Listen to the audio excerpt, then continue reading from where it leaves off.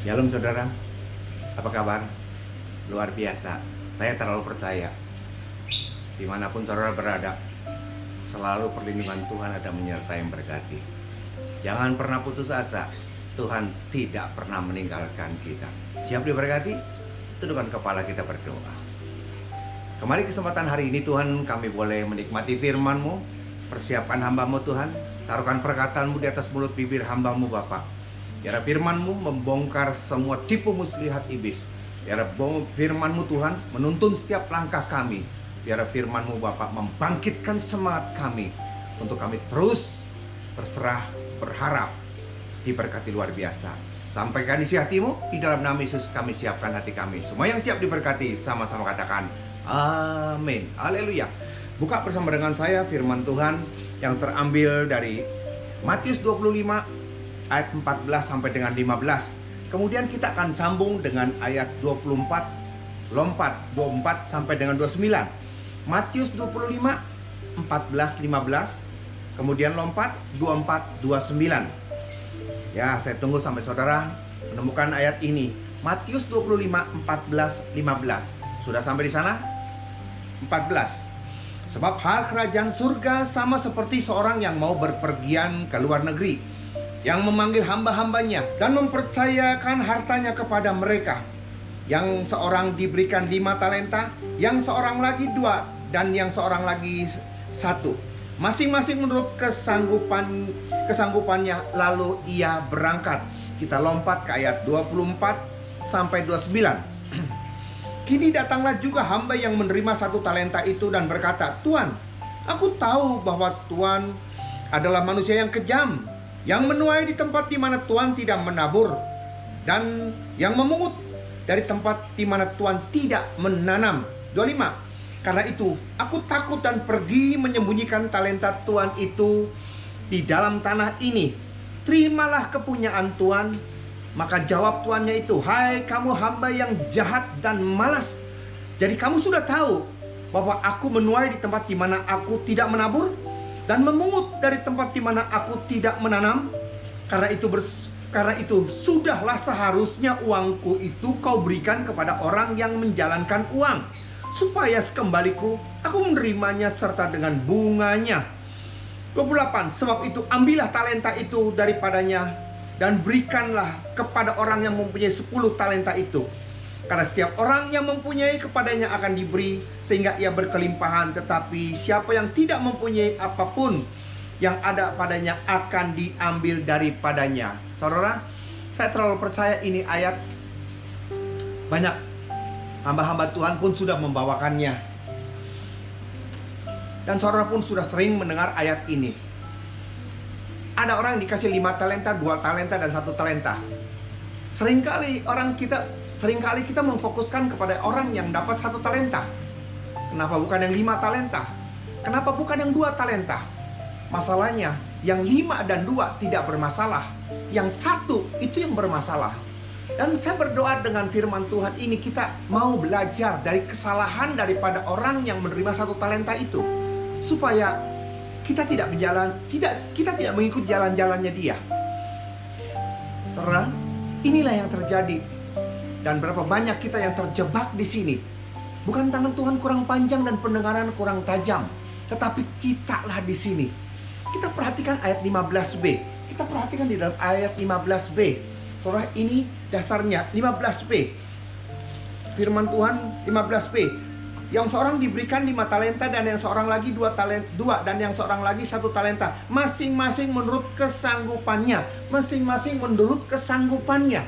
5, 2, 1, masing-masing menurut kesanggupannya. Kesanggupan dalam bahasa aslinya adalah dunamis. Kuasa untuk menciptakan mujizat. Dunamis. Kalau kita tidak punya kesanggupan, kita tidak punya kuasa untuk menciptakan mujizat. Jadi inilah yang menjadi masalah. Bukan tangan Tuhan kurang panjang, saudara. Kita yang tidak punya kesanggupan untuk menyatakan, untuk menciptakan suatu mujizat, karena kita tidak punya kesanggupan. Dan saya berdoa, biar hari ini kesanggupan daripada Tuhan itu sungguh-sungguh, seberapapun saudara, yang 5, yang 2, yang 1, percayalah, dari hal yang seperti itu Tuhan sudah siapkan pelipat gandaan, kekuasaan, mujizat untuk menciptakan, kuasa untuk menciptakan mukjizat. Saudara siap diberkati? Mari kita lihat salahnya di mana. Apakah benar kesalahan daripada persepsi daripada si orang yang menerima 1 talenta itu? Kita lihat di dalam ayat 24 dan 25. Kita lihat di dalam ayat 24-25. Kini datanglah juga hamba yang menerima 1 talenta itu dan berkata, Tuan, aku tahu bahwa Tuhan adalah manusia yang kejam. Saudara, apakah Tuhan itu adalah manusia yang kejam? Tuhan itu manusia yang kejam. Saudara, jangan sampai agak sedikit rancu. Seringkali Tuhan juga bisa Tuhan. Kita bisa bolak-balikan itu seperti itu. Tuhan adalah manusia yang kejam. Apakah Tuhan kejam? Apakah Tuhan kejam? Saudara, terus yang menuai di tempat di mana Tuhan tidak menabur, dan yang memungut dari tempat di mana Tuhan tidak menanam. Saudara, mari kita lihat, apakah benar Tuhan, ataukah apakah benar Tuhan itu kejam? Saudara, sekarang saya tanya kepada saudara, apakah Tuhan itu kejam? Menuai di tempat dia tidak menabur, mengambil tempat dia tidak menanam. Saudara, memang Tuhan itu tidak menabur, tapi dia tidak menabur benih, gandum, padi, tapi dia menabur uang. Halo, beda. Dia menabur uang. Dengan uang itu beli benih, dengan benih itu ditabur dan akhirnya menuai. Jadi salah kalau dia berkata itu kejam, karena Tuhan tidak kejam. Dia menabur uang 5, 2, 1. Dengan uang itu orang itu harus membeli benih untuk dia menabur dan siap untuk dituai. Jadi kalau dia tidak menuai, dia menuai di tempat yang dia tidak menabur, itu salah. Karena apa? Dia, Tuhan atau Tuhan sudah juga menabur. Sampai di sini. Jadi apakah Tuhan itu dan Tuhan itu kejam? Saudara, kita buktikan lagi ayat 19. Lama sesudah itu pulanglah Tuhan hamba-hamba itu, lalu mengadakan perhitungan dengan mereka. Jadi waktu Tuhan itu datang, dia tidak mengambil, cuman minta pertanggungjawaban, minta hitung-hitungan itu seperti apa.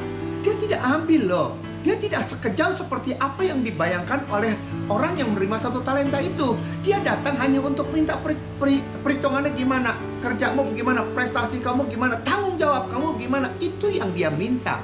Dia tidak mengambil. Kalau dia ambil, dia kejam. Saudara, yang kedua lagi, ayat 28. Buktinya, ayat 28.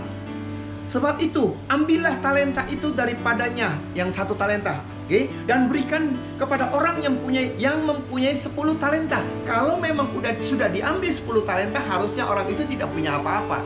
Tetapi hari ini, yang 1 talenta diambil, diberikan kepada yang punya 10 talenta. Jadi persepsi daripada orang yang nerima 1 talenta itu salah. Dia berkata Tuhan yang kejam, dia tidak kejam. Dia menabur, dia siap untuk menuai. Dia datang bukan untuk mengambil semuanya, dia cuma minta pertanggungjawabannya. Saudara, inilah seringkali persepsi kita yang salah mengenai Tuhan, persepsi kita yang salah mengenai Tuhan kita, itu yang membuat kita terhambat untuk menciptakan, untuk punya kuasa menciptakan mukjizat. Karena apa? Persepsi kita salah mengenai Tuhan atau mengenai Tuhan.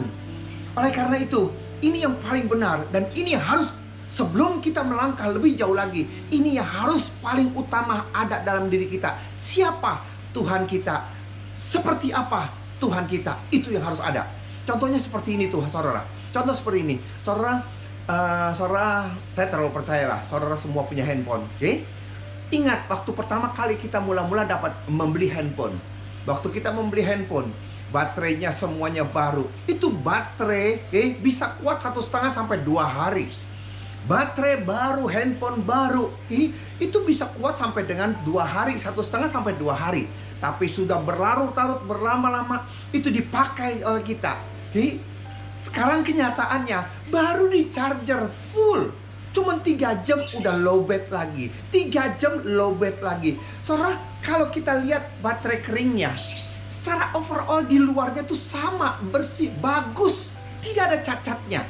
Tapi di dalamnya sudah ada damage, sudah ada kerusakan. Itulah, saudara, berapa banyak kita di tempat ini, bukan tangan Tuhan kurang panjang. Dia mau memberkati kita, Bukan pendengaran kurang tajam, tetapi image bayangan kita sudah jelek mengenai Tuhan kita. Persepsi kita mengenai Tuhan sudah salah. Kita sudah negatif saja. Tuhan tidak tolong, Tuhan tidak jawab. Kalau Tuhan tolong, kenapa Tuhan kalau Tuhan dengar, kenapa dia tidak tolong? Dan segala macam pertanyaan seperti itu. Karena ini yang harus ada, yang lebih dahulu harus ada dalam diri setiap kita. Persepsi yang benar. Contoh yang luar biasa kita lihat lagi. Matius 7 ayat 7. Kita lihat. Ini ayat hafalan, Matius 7 ayat 7. Mintalah maka diberikan kepadamu, dan carilah maka kamu akan mendapatkan. Ketuklah maka pintu akan dibukakan bagimu. Karena setiap orang yang meminta menerima, dan setiap orang mencari mendapatkan, dan setiap orang yang mengetuk baginya pintu akan dibukakan. Ini ayat indah banget. Minta, cari, ketuk. Minta, menerima, cari, mendapatkan, ketuk, pintu akan dibukakan. Ternyata kita sudah minta, mana jawabannya? Kita sudah mencari, kita tidak menemukan. Kita sudah mengetuk sampai rusak, sampai habis, sampai sakit tangan kita mengetuk pintu hatinya Tuhan. Tapi mana Tuhan? Mana Tuhan? Waktu keadaan seperti ini, saudara, mulai persepsi kita, Tuhan bohong. Ayatnya saja yang indah, ayatnya enak, tapi pelaksananya mana Tuhan? Saudara, ingat, gambaran yang salah. Mata kita dan mata dia, rencana kita dengan rencana dia. Teruskan ayatnya 9-10. Teruskan ayatnya. Adakah seorang daripadamu yang memberi batu kepada anaknya, yang juga jika ia meminta roti? Batu, roti. Terus memberi ular jika ia meminta ikan. Lihat, perhatikan segini. Saya akan jelaskan seperti ini. Ini seringkali terjadi. Dan seringkali saya menemui orang-orang yang datang konseling sama saya, pengusaha-pengusaha yang sudah punya hutang, punya masalah, punya problem, punya pergumulan. Seringkali mereka mengalami hal seperti ini. Perhatikan saya. Saudara datang, saudara datang kepada Tuhan. Saudara datang, minta ikan sama Tuhan. Saudara minta ikan. Tapi di hadapan Tuhan itu bukan ikan. Ikan itu sudah busuk, ikan itu sudah beracun, ikan itu jadi ular. Dan kalau Tuhan atau Tuhan ini tahu bahwa ikan itu adalah beracun, tidak mungkin toh dia berikan. Karena apa? Dia tahu. Inilah persepsi yang salah di mata kita. Kita berkata, aku minta roti Tuhan. Roti ini aku perlukan. Aku lagi lapar. Aku butuh roti ini. Tapi di mata Tuhan, itu bukan roti, nak. Itu batu. Kau tidak pernah akan bisa kenyang dengan batu itu. Karena itu keras dan akan membuat gigimu rontok.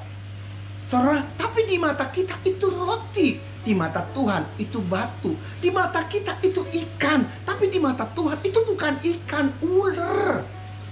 Saudara, berapa banyak para pengusaha dan berapa banyak orang yang punya problem masalah datang kepada saya dan berkata gini, Pak Pendeta, tolong dah doakan Pak Pendeta.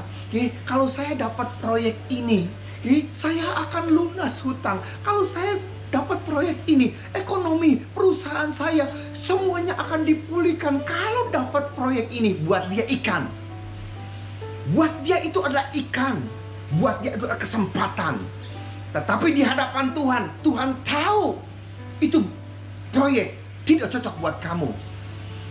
Karena di depannya partner kamu itu akan curang. Kamu akan dikerjain. Hari ini kamu punya hutang. Kamu butuh itu semua. Tapi kalau kamu dapat proyek itu, bukan saja hutang, tidak bisa terbayar. Rumahmu, pabrikmu disita habis-habisan. Makanya Tuhan tidak menjawab, Tuhan mencegah. Karena di mata Tuhan, Tuhan maha tahu. Tuhan tahu itu tidak cocok buat kamu. Itu jebakan buat kamu. Tapi buat kita, Tuhan, ayo dong Tuhan. Kalau aku dapat pinjaman, Tuhan, kalau aku dapat kesempatan, kalau aku dapat proyek, kalau aku punya ini semua Tuhan, aku punya masalah selesai, utangku lunas, ini Tuhan, ini ikan buat saya, ini roti, minta Tuhan. Tapi di hadapan Tuhan, itu bukan ikan, nak. Itu ular. Bagaimana mungkin aku memberikan ular buat kamu? Buat kamu itu roti, tapi di mataku itu bukan roti, itu batu, nak. Itu tidak cocok buat kamu. Berapa banyak kita yang tidak mengerti. Kita cuma bisa berkata, Tuhan kejam ya. Kenapa dia tidak memberkati? Aku kan tidak minta banyak-banyak. Tuhan tahu kan aku punya problem. Tuhan tahu kan aku punya masalah. Oleh karena itu Tuhan, saudara mau diberkati. Kita harus punya persepsi yang sama. siapa Tuhan kita, supaya kita tidak punya persepsi yang negatif, pandangan yang negatif mengenai Tuhan kita. Oke, kita teruskan. Keluaran 3 ayat 10. Keluaran 3, kita lihat. Keluaran 3 ayat 10. Saya berdoa saudara bisa mengikutinya. Firman-Nya berkata, jadi sekarang, pergilah. Aku mengutus engkau kepada Firaun untuk membawa umatku, orang Israel, keluar dari Mesir. Saudara, ini dia. Tuhan memanggil Musa untuk membebaskan umat Israel dari perbudakan di Mesir. Saudara, kalau saudara baca, saya tidak bisa membacakan semua. Kalau saudara di rumah baca itu semua perikop sampai dengan habis. Musa diutus untuk membebaskan umat Israel. Musa diutus untuk kembali ke Mesir, menghadap Firaun untuk membebaskan umat Israel. Apa jawabnya? Siapa aku? Aku mana mampu, aku mana sanggup. Tuhan berkata, aku akan menyertai engkau, aku seperti ini. Aku terus dikasih seperti itu. Tetap aja Musa berkata, kalau aku berkata kepada mereka, aku diutus Tuhan untuk membebaskan. Mereka tanya, Tuhan siapa? Siapa namanya? Tuhan, namamu siapa? Aku adalah aku, kata Tuhan. Aku adalah aku yang mengutus aku kepada engkau. Jadi makin bingung lagi Musa. Aduh Tuhan, gue bingung seperti ini Tuhan. Aku nggak bisa Tuhan. Aku nggak sanggup Tuhan. Aku nggak mampu. Rakyatmu itu keras, tegar teguk Tuhan. Saudara, Tuhan berkata, apa di tanganmu? Tongkat, lempar, jadi ular. Ambil ekornya, jadi lagi tongkat. Ketakutan Musa seperti itu. Masing saja Musa terus berargumentasi dan berkata, kalau kau masih kurang percaya, masukkan tanganmu ke sakumu. Angkat kusta putih. Udah kaget. Masukkan kembali, tahir lagi. Masing saja Musa terus menolak perintah Tuhan. Saudara, apa ini? Apa ini? Ternyata ya saudara, Tuhan mau membebaskan umat Israel. Terlebih dahulu dia akan mencari manusianya, Musa. Kalau sudah ketemu manusianya, dia akan persepsinya yang benar tentang Allah. Kenapa Musa berargumentasi? Karena Musa punya kepahitan, Musa punya pengalaman, dan ini yang harus dipulihkan dulu sebelum dia berangkat pergi membebaskan umat Israel. Musa tahu Firaun seperti apa, kerasnya seperti apa. Musa tahu tentaranya itu seperti apa. Musa tahu, dan sekarang suruh dia kembali ke sana. Dia berkata, aku nggak bisa, aku nggak mampu, aku takut.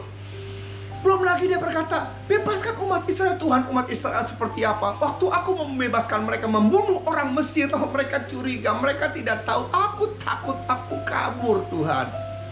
Ini yang diberesin dulu sama Tuhan. Ingat, Tuhan membebaskan umat Israel, dia cari manusianya dulu. Musa dia dapat. Begitu manusianya dapat, hatinya dulu, persepsi yang benar. Supaya waktu dia diperintahkan untuk pergi ke sana ke sini, dia tidak lagi ngeyel. Kenapa? Dia tahu siapa Tuhan yang nyuruh dia. Maka terakhir Tuhan berkata, "Hai pergi ke sana Tuhan." Aku nggak bisa ngomong Tuhan, aku nggak fasih lidah. Tuhan langsung marah dan berkata, yang bikin lidah siapa? Yang bikin orang bisa bicara itu siapa? Yang bikin orang buta itu siapa? Yang bikin orang tuli itu siapa? Dan siapa yang bikin orang tuli itu sembuh? Orang tuli mendengar, orang bisu mendengar. Siapa itu? Saudara, inilah. Sebelum Tuhan memakai saudara dan saya, saudara, sebelum Tuhan memberkati, dia akan cari manusianya dulu. Sesudah manusianya ada, lalu yang kedua, apa yang dia cari, yang dia bentuk adalah pengenalan kita akan Tuhan. Kalau pengenalan kita akan Tuhan itu salah, mau dibicarakan seperti apapun, kau tidak pernah akan bisa jalan. Kita lihat contohnya lagi saudara, supaya saudara lebih jelas lagi. Markus 6 ayat 3. Bukankah ia ini tukang kayu, anak Maria, saudara Yakobus, Yoses, Yudas, dan Simon? Dan bukankah saudara-saudaranya yang perempuan ada bersama dengan kita? Lalu mereka kecewa dan menolak dia. Saudara, inilah dia. Sekalipun mujizat-mujizat ada di hadapan mereka dan mereka melihat, mendengar, mereka menyaksikan semuanya itu. Tetapi persepsi mereka mengenai keilahian Allah, persepsi mereka mengenai Yesus, dia kan anak tukang kayu, papanya namanya Yesus, mamanya namanya Maria, saudara-saudara kita kenal itu loh. Jadi persepsi kita mau datang kepada Tuhan untuk diberkati. Persepsi yang benar mengenai Allah yang kita sembah seperti apa, supaya waktu kita diperintahkan kita tidak nawar-nawar lagi karena kita percaya, karena kita yakin siapa dia. Ada amin? Ini yang luar biasa dan ini yang harus ada dalam saudara dan saya. Ketidakpengertian seperti itu, kesalahanggapan, mau bicara apapun, saudara mau berbicara apapun, kalau sudah negatif, kita tidak pernah akan bisa jalan. Perintahnya akan selalu ditawar. Saudara lihat, perwira di Kapernaum. Halo, perwira di Kapernaum. Oke, lihat, dia berkata, Tuhan, aku tidak layak menerima Engkau. Cukup sepatah kata saja, hambaku akan sembuh. Oh, saudara, kok dia bisa berkata seperti itu? Dia yakin, dia percaya siapa Yesus itu. Tidak perlu dia datang, tidak perlu dia tumpang tangan. Cukup sepatah kata, hambaku akan sembuh. Lihat, segi persepsi yang sedemikian luar biasa yang membuat Tuhan Yesus terheran dan berkata, lihat, iman seperti ini tidak pernah aku jumpai di tengah-tengah umatku. Luar biasa. Ini yang harus ada dalam diri kita, persepsi yang benar siapa Tuhan. Sehingga hanya dengan perkataan saja hambanya sembuh, dan ternyata memang sembuh. Satu lagi contoh, siapa? Perempuan di pendarahan 12 tahun. Habis-habisan dia, makin parah semua tabib dan mendengar tentang perbuatan, tentang apa yang dikerjakan oleh Yesus. Sebegitu yakinnya dia tentang dengan siapa yang namanya Yesus itu dan apa yang pernah dikerjakannya, sampai dia punya satu statement yang luar biasa. Tidak ada ayatnya yang berkata asalku jamah saja jubahnya, aku tidak perlu didoakan, aku tidak perlu tumpang tangan, asal aku bisa menjamah, karena aku tahu ini luar biasa, ini Allah, ini memberkati. Itulah yang Tuhan cari. Dia cari manusianya, dia benarkan persepsinya mengenai siapa Allah. Supaya apa? Supaya waktu kita melaksanakan tugas, kita tuh tidak pelin-pelan, kita tuh tidak ragu. Itu yang Tuhan mau. Saudara, mungkin kita akan berkata seperti ini, Pak, kalau Tuhan mau bekerja, dia cari manusianya. Iya. Kemudian dia akan bentuk hatinya untuk mengenal dia dengan baik dan benar. Supaya kita tidak nawar-nawar. Memangnya Pak, kalau kita sudah dipanggil orangnya seperti Musa, dan hati kita untuk dirubah, kenapa sih mesti manusianya kemudian persepsinya? Tujuannya apa? Inilah goal yang terakhir. Kita lihat Hakim-Hakim 7 ayat 2.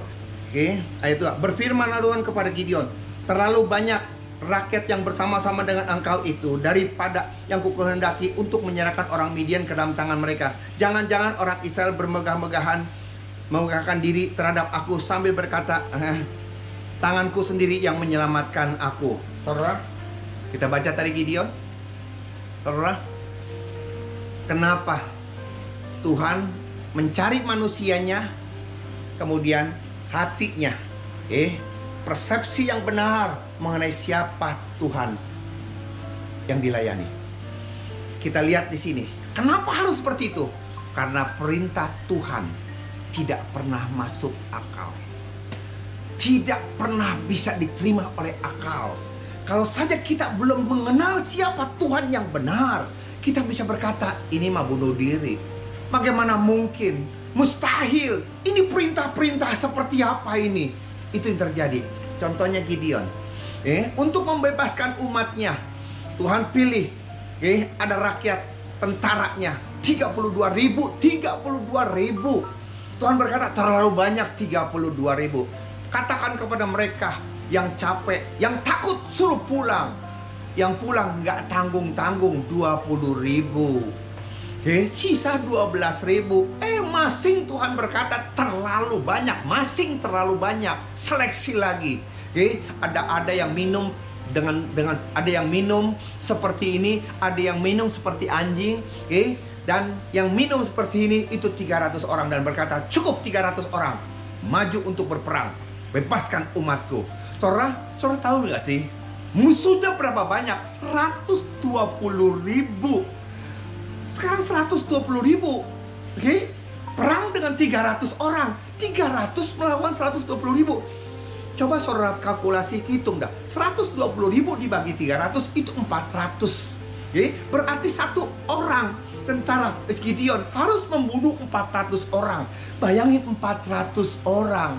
Saudara bayangin, 1, 2, 3, 4, 5, 6, 7, 8, 9, 10. 10 aja sudah capek.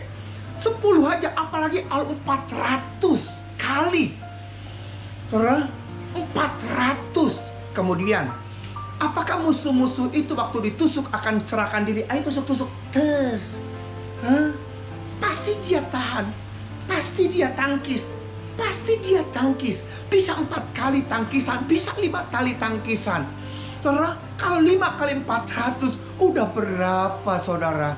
Tapi itulah yang terjadi.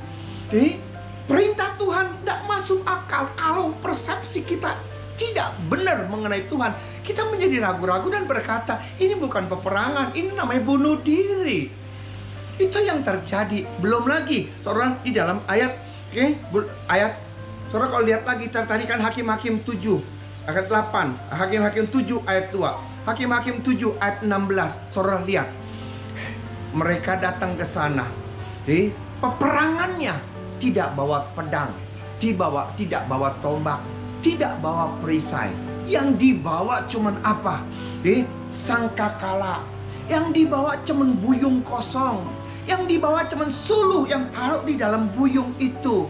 Saya berkata, ini peperangan 400 lawan 120.000 orang.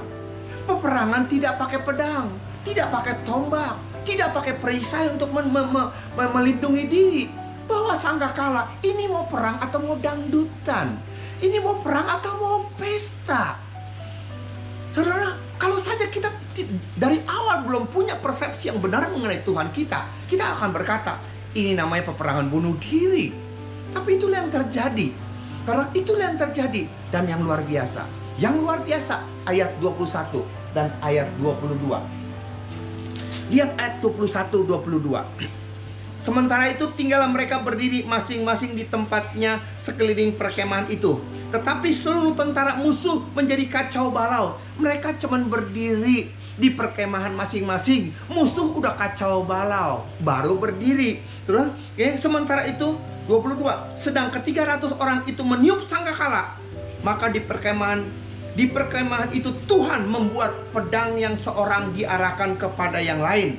Lalu larilah tentara itu sampai ke Betsida, ke arah Serera, sampai ke pinggir Abel Mehola dekat Tabat. Saudara lihat, mereka berdiri aja, musuh udah ujar kacir.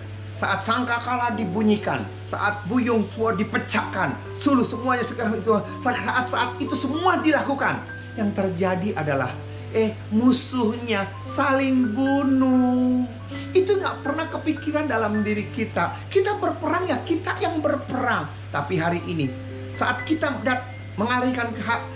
mengarahkan hati kepada Dia yang berperang buat kita.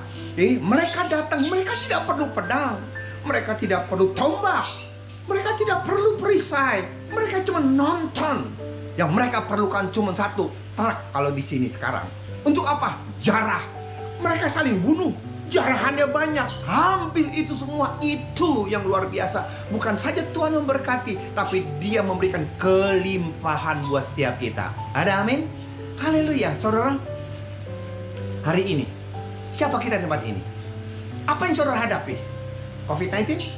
Halo? Apa yang saudara hadapi? COVID-19. Saudara, Dia pilih saudara. Persepsi yang benar mengenai Tuhan.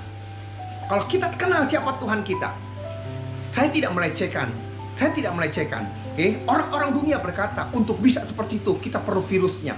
Virusnya harus seperti ini. Kita perlu masker, hand sanitizer, kita perlu jaga jarak, kita perlu seperti ini. Saudara, kita. Ya, saya tidak mengecilkan peranan mereka. Tapi hari ini, saudara, kita tidak perlu.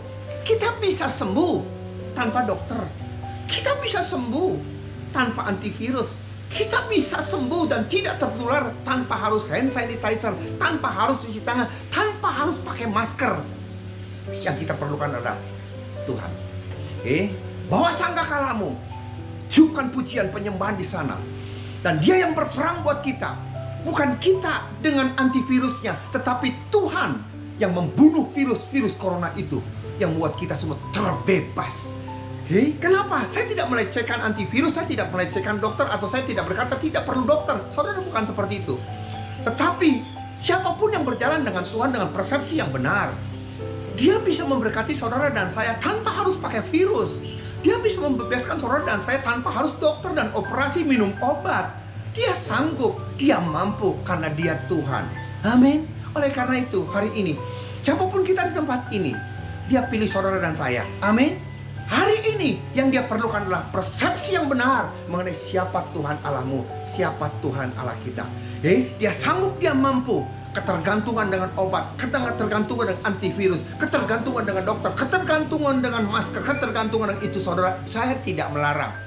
Tetapi Tuhan bisa berperkara tanpa harus melalui semuanya itu, karena dia raja di atas segala raja. Jangan izinkan masalah COVID ini membuat kau takut. Jangan izinkan masalah COVID ini membuat kau gentar. Tuhanmu lebih besar, Tuhan lebih luar biasa. Bagi Tuhan tidak ada yang mustahil. Katakan amin. Haleluya. Tundukkan kepala, kita berdoa. Hamba-Mu sudah selesai berbicara. Biar Roh Kudus terus berbicara kepada setiap kami, mengajar kepada setiap kami, mendewasakan setiap kami. Bukan kami tidak perlu antivirus, bukan kami tidak perlu dokter, bukan kami tidak perlu obat. Tetapi kalau Tuhan mau, Tuhan bisa menyembuhkan kami tanpa harus antivirus. Tuhan bisa menyembuhkan kami, membebaskan kami tanpa harus dokter dan minum obat. Karena Tuhan adalah raja di atas segala raja. Oleh karena itu, kami tidak mau takut. Kalau Tuhan mau, bagi Tuhan tidak ada yang mustahil.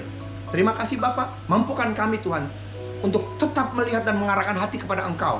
Engkau segala-galanya bagi kami, dan Engkau sumber berkat buat kami. Ampuni kami kalau selama ini Tuhan kami melihat masalah kami begitu besar, kami melihat COVID itu lebih luar biasa, tanpa kami sadari kami mengecilkan Allah yang begitu luar biasa. Kami tidak mau berlarut-larut, karena kami punya Tuhan yang luar biasa. Berkati hamba-Mu, berkati jemaat-Mu dimanapun mereka berada, supaya pengharapan mereka terus tetap berpusat kepada Tuhan. Kekuatan mereka di dalam Dia, di dalam Engkau Tuhan. Berkati mereka, usaha, pekerjaan, karir, rumah tangga.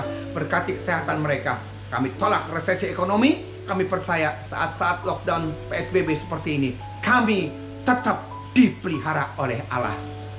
Berkati negara kami, presiden, wakil presiden, gubernur, semua dokter, suster, semuanya Tuhan jajarannya. Tutup bungkus mereka dengan kuasa darah-Mu.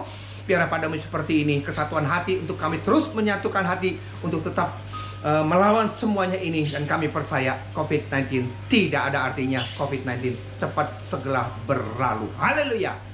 Dalam nama Yesus kami berdoa. Amin. Demikian firman Tuhan, saudara. Saya percaya saudara kita semua diberkati. Amin. Jangan pernah putus asa, karena Tuhan sangat mengasihi saudara dan saya. Sampai jumpa dalam sesi yang berikutnya. Tuhan Yesus berkati. Shalom.